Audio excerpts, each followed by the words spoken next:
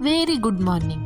सकाळी सकाळी मस्त आवरलं, छान दिवाबत्ती बघितली आणि मी निघाली होती लायब्ररीला जायला. हा हा दिसतोय ना तुम्हाला, हा आहे दावणगिरीचा सगळ्यात फेमस रोड, मामा जॉईंट रोड. इथे ना खूप सारे चहाचे दुकान आहे, जसं की मलाड कॅफे 1946, 2020. इथे ना बरेच चहाच्या दुकानांची नावं आहे ना, ज्या वर्षी ते सुरू झाले ना त्या वर्षाचे ठेवले जातात. त्या छान दोन मुली छान गजरे लावून जात होत्या आणि तुम्ही म्हणाल की एवढी गर्दी कसली, तर आज होती मोक्षदा एकादशी, म्हणजे व्यंकटेश्वर एकादशी. श्री विष्णूंसाठीचा हा दिवस असतो आणि ही सारी गर्दी दिसते, लायटिंग दिसते, तर ही सगळा लोळझोळ त्यासाठीच होता, कारण की इथे जवळच आमच्या रिडिंगच्या जवळ आहे ना व्यंकटेश्वर आणि लक्ष्मी मातेचं मोठं मंदिर आहे. आता हा छोटा नाही, भरपूर मोठा नंदीबैल बघितला आणि मी चालली होती लायब्ररीला, तर तिथे मला दिसले आयशा आणि रिम.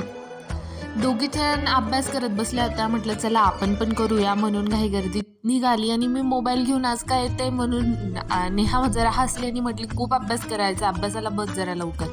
मग छानपैकी अभ्यासाला बसली, पण आज मस्त यात्रेत जायचं होतं म्हणून सगळं डोक्यात विचार तेच चालू होते आणि मस्त संध्याकाळची वाट बघितली मी आणि खाली जेवणासाठी जायला निघाली. तेव्हा खूप सारी गर्दी बघितली की अरे खाली तर खूप छान यात्रा भरली आहे आणि वैष्णवी म्हटली की लवकर जेवण करून आपण जाऊया.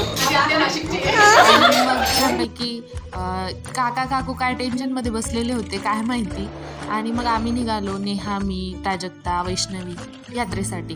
पहिले पोटोबा मग विठोबा म्हणून पहिले बुड्डीचा बाल खाल्ला आणि मग गेलो आम्ही दर्शनाला. छान सजावट केलेली होती, गर्दी तर खूप होती, पण दर्शन घेतल्यावर एक वेगळाच आनंद भेटला. छान छान आरती घेतली आणि हे जे तुम्ही हिरव्या कापडाच्या खाली जो दरवाजा आहे ना, हा वर्षातून एकदाच उघडला जातो आणि याच्या खालून गेल्यावर आपल्याला वैकुंठात मोक्ष भेटतो असं म्हटलं जातं. आता छोटंसं पिल्लू मला खूप आवडलं आणि मग नंतर देवाचा प्रसाद म्हणून आम्ही छान असं काचेच्या बांगड्या भरल्या.